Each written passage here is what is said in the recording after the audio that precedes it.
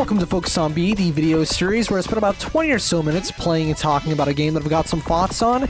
And I've already done the original Jazz Jackrabbit, and this is Jazz Jackrabbit 2, the sequel from 1988 by, well, it's by Epic Games, though I believe some other developers helped out, and a lot of the people who don't work on Epic Games also made it. Whatever. I know that Arian Braget programmed it and Cliff Bleszinski designed it, and he's part of Epic. Well, no longer, but he was for quite some time. But anyway, it's technically an Epic Games game, published by Gathering of Developers, and the first game to ever lose money for them. Yeah, why is that? Does this game suck? No. Jazz Jackrabbit 2 is fucking awesome. But I suspect a few things. 1. This is a 2D platformer, released on PC the same year as Half-Life. Also the same year that consoles, which are typically cheaper than good PCs at the time, received, you know, super underrated, like, obscure kind of... I don't think you've played it. It's called Banjo-Kazooie. Yeah. Also Ocarina of Time. Well, it's not a platformer, but, basically, this game came out with some pretty fucking stiff competition. And it shows, because it did not do super well commercially. But you know what? It's a fucking good game. In fact, it's a complete, just unequivocal improvement over the original. For one, you can actually see where you're going. Second, running is a separate button now, even though... See, I always map caps lock to record.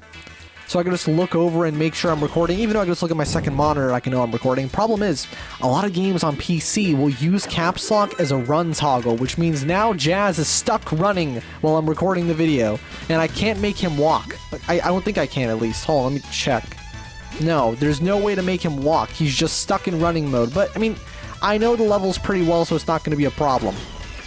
Jazz Jackrabbit 2 is the kind of game that I like to describe as it's polished jank. So, like, the game looks really good, but it also looks like a Flash game from the mid-2000s. It sounds amazing, but that's pretty funny. But the music also sounds very much like something you would never hear on a console.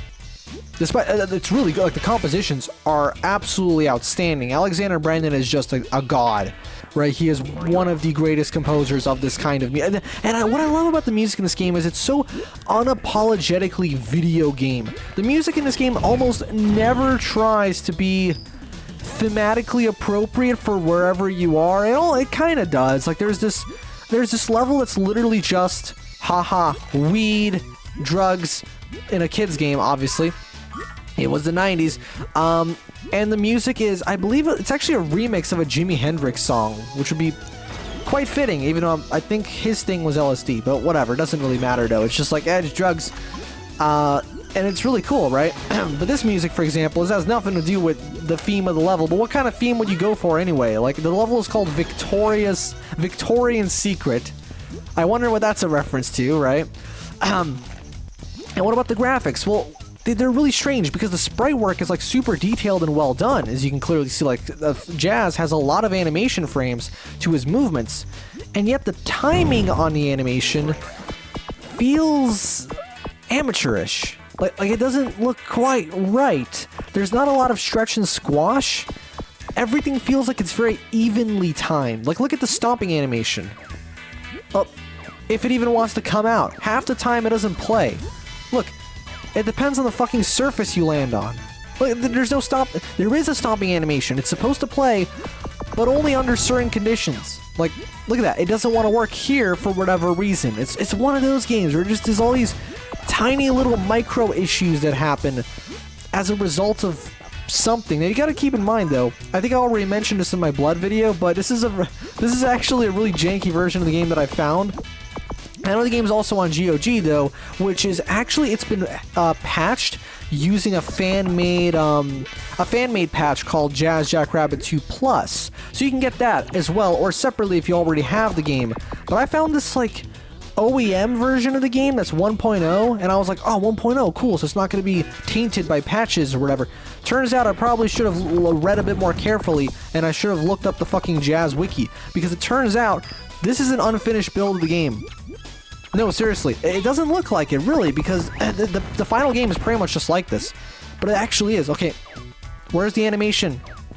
Damn it. There is an animation, I swear to God. It plays sometimes, but not on these surfaces for some reason. Whatever.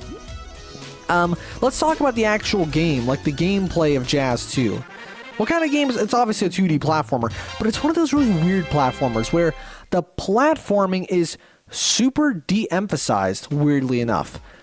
And I think that's for the better because the controls are very slippery. Even when you're not automatically running like I am right now, the controls are still very loose. Like, Jazz is slippery as all hell, maybe even more than the original game. It's not as much of a problem because you can see a lot more. The game is rendering at double the resolution. You can still play the game at 320 by 240 if you hate yourself, but generally it's a lot better to play it, you know, at 640 by 480 or even higher, actually, on some more updated versions of the game. Thing is, at that point, at even higher resolutions, it just starts to look fucking weird because it zooms the camera out so much and it reveals a lot of different pieces of the level design you were never really meant to see. You know? So like, you know when you're making a game, like you do, because I assume you all make video games, and you haven't put enough tiles of a certain level tile, right, like at the bottom of the screen or something, and like the whole thing just looks unfinished, like it cuts off. And you fix that generally by just adding more tiles and more variety to the tiles. Well, this game has that issue a lot, especially when you turn up the resolution, because you can clearly tell they did not place more than enough tiles to make up for that extra space you'd be able to see. So the game often just looks kind of like the whole game feels like it was made using its own level editor, because yes, being a PC game from the late 90s, that isn't a direct console port or something. It's made by one of those cool bros from back then, like id Software, like Epic Games, right? Who don't hide the fact that video games are made by people. Instead, they just go like, hey, you want the source code? Here's the source code. Make your own game, right? Or make a mod for the game or something. I just find that so awesome. That, like, that's the fundamental difference between PC gaming of that time and console gaming of that time. The consoles were very secretive and they tried to keep up that mysticism, whereas PC gaming was like, yeah, so you open this file and then you like change some text around and bada boom, you got a game. They're not secretive about it. They don't try and make it seem like it's something magical or whatever. It's not. And basically this game kind of feels like when they take it a little bit too far, because the whole thing feels like it could have been made using its own level editor, which isn't necessarily a bad thing, but still. And, you know, I think another part as to why this game feels a bit odd, and I still really like it. This is not a critique of Jackrabbit 2. I adore this game. But the whole time, every time I play it, I always feel like I'm not playing something that is meant to be paid for, if that makes sense. This is a game you can still buy it, surprisingly, despite the fact that Epic have pretty much disowned most of their franchises. I wouldn't be surprised if Gears of War is next in line, because, you know, this tiny little game has kind of been making the rounds, doing the rounds as of late. It's been dying down a bit, but still, and they surely have noticed because they made the fucking game. Like, for example, the Unreal games, you can't get them anywhere. Well, no, you can actually. In fact, they've approved of people just archiving them and spreading them around for free. So it's all come for full circle, you know, because they started out releasing a bunch of shareware stuff, and now their retail games are becoming shareware once more. I find that pretty ironic, but, you know, it's also cool because they're not being a Nintendo about it, if you know what I mean. So what was I talking about? No, I completely lost my train of thought again, but whatever. The point is, though, that Jackrabbit 2, it almost feels less polished than the first game, again, because of these more zoomed-out camera, and yet that makes it better to play. Basically, this game makes a lot of sacrifices in terms of its presentation for the sake of playability, and I approve of that, to be honest. I would much rather have a game look a little funny, but be way more playable. Like, this is so much more playable. I'm actually having a good time. I can't really say I enjoy the original Jackrabbit all that much, but this game, it's really fun, and it's just because it also goes at its own pace. That's something that sets it apart compared to Sonic, for example. Like, because obviously the Jazz games were very much inspired by Sonic the Hedgehog, and yet they feel a little bit... Oh, fuck, I forgot it's the TNT. I forgot how that works. They are different in their pacing because they're much slower, right? Even though I'm constantly running right now, I can still just kind of tippy-toe along. There's no momentum. There is like some kind of physics in inertia to Jazz's movement, but it's not what I would call a super momentum-heavy game. Even less so than something like the original Super Mario Brothers, right?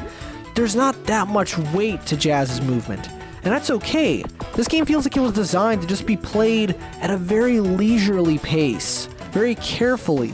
It's a very easy game, even on hard difficulty. This is on medium difficulty right now, but I can imagine it not really getting much harder even on medium, because the game is, even on hard, because the game is fundamentally not very difficult, as in, you can see a lot of the screen, not a lot of the enemies are very threatening.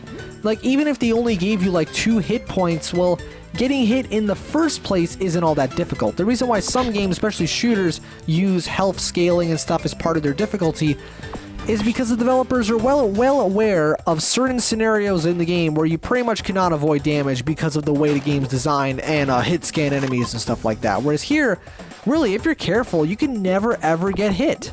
If you get hit, you only have yourself to blame. You've also got these little secret areas where you use the situational as hell power-ups, because honestly, the weapons are very situational. You don't really have to use them all that much. You can pretty much beat the whole game using just the blaster.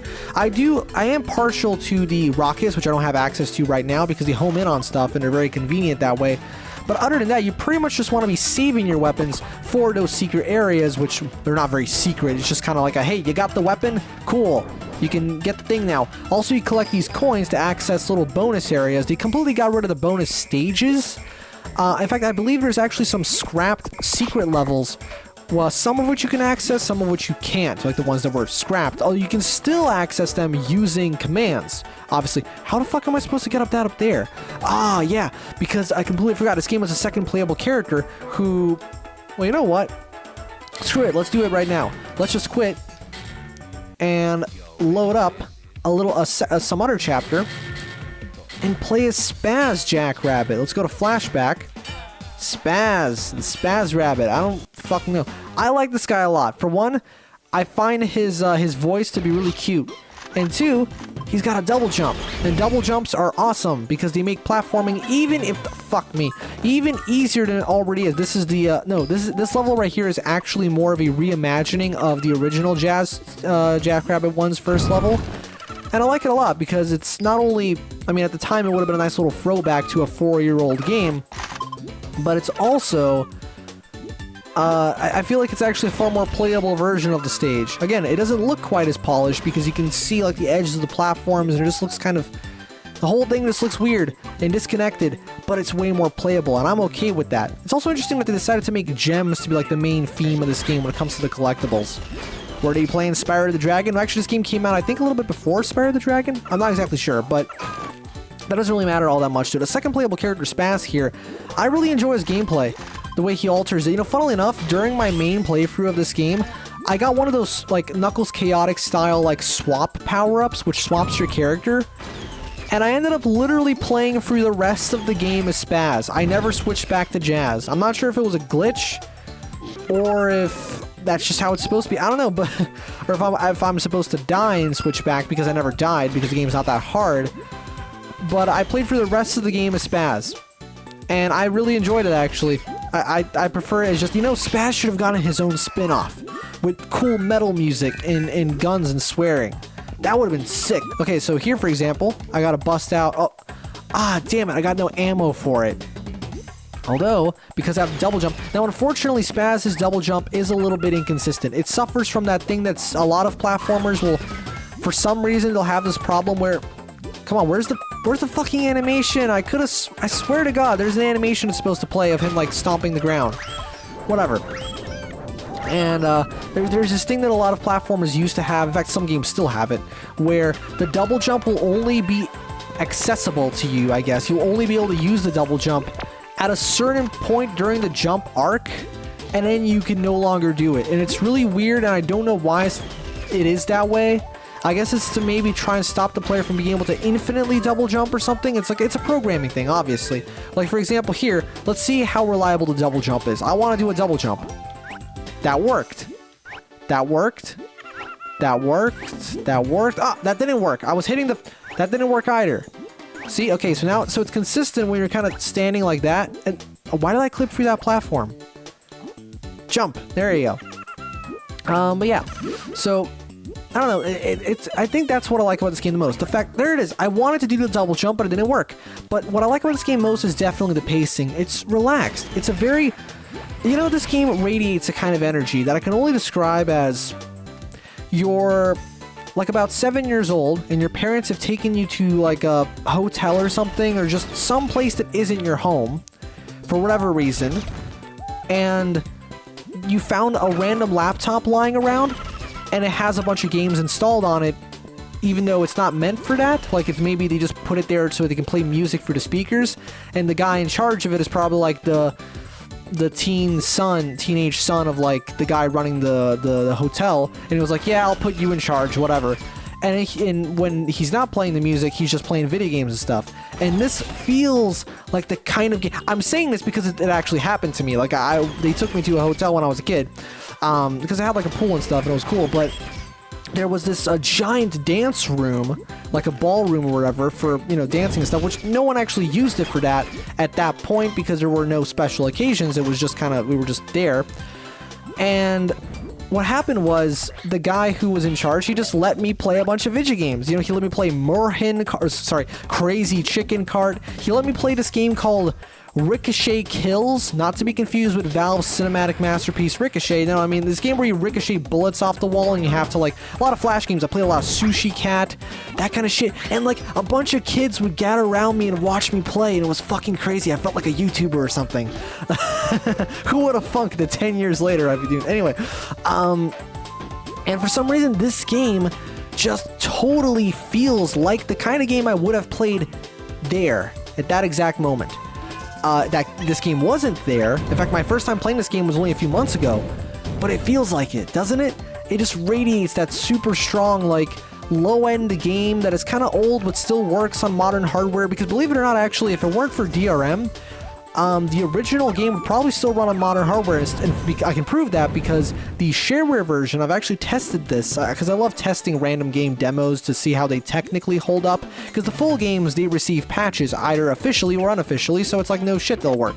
But the demos, who the fuck's updating the demo versions? Why? No point, you know? Especially if a game is abandonware, and you might as well get the full thing for free, as opposed to the not full thing for free. And so no one's updating those. So it's really cool to see whether or not these still work, and yeah, the shareware version of Jazz Jackrabbit 2, compiled in 1998, still runs on Windows 10 and 11. No issues. It doesn't support hardware acceleration, but it doesn't really have to. It's a 2D game, and it looks pretty good. That is just insane to me. You know, it still works. You know what else still works? The original demo version of Unreal, which wasn't publicly available, but it came with certain sound cards back then for promotional reasons, kind of like Half-Life Day 1, where, you know, technically you weren't supposed to be able to download, but like anyone can download it now because of archives. In fact, I found a download of it on this Unreal fan site, and you know how those kind of sites are, you don't know how long they'll last, so I actually uploaded it to the Internet Archive, so you can find it on my page. I like archiving stuff like that because it's really obscure and weird and hard to find. You know, I'm not too concerned with archiving the big stuff, you know, full versions of games and popular games, because it's like someone's already done it. I know because you can just look it up, but I did not find a single archive anywhere of that download that I found. I'm sure that site that I downloaded it from is not the only place on the entire internet that has it, but it was one of the few that I found with working downloads, so I was like, you know, fuck it, let's preserve this, right? And assuming the Internet Archive stays around, that'll be pretty great.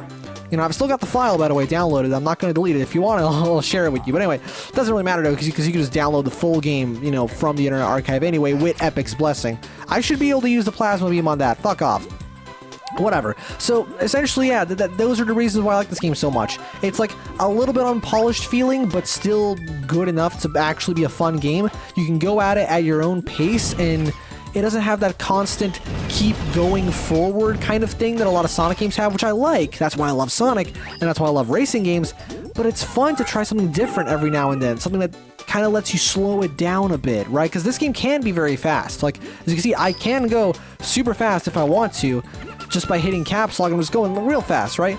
but I don't recommend it because you just run into shit, right?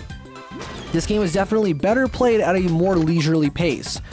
Also, the soundtrack is phenomenal. I did not showcase some of the best music in the game as of right now. I'd have to go to Funky Monkeys. Now that level, holy shit, that level has such a cool track. You have no idea. It's like super simple musically, but it's tasteful. It's all hell. It's just beautiful. So I think that's going to do it for this episode of Focus on B, the video series where I spent about 20 or so minutes playing and talking about a game that I've got some thoughts on. And this has been Jazz Jackrabbit 2, an excellent little 2D platformer from the time, which was unfortunately overshadowed and underperformed, which is why Jazz Free never happened, but fuck it, I'd say go play it. Go get it on GOG, however you can, play it. It's awesome. It's really cool. It's, you know, made by Epic when they were still Epic, Epic Mega Games, and they still made Epic Mega Games. And yeah, this has been Jazz Jackrabbit 2, 1998, PC.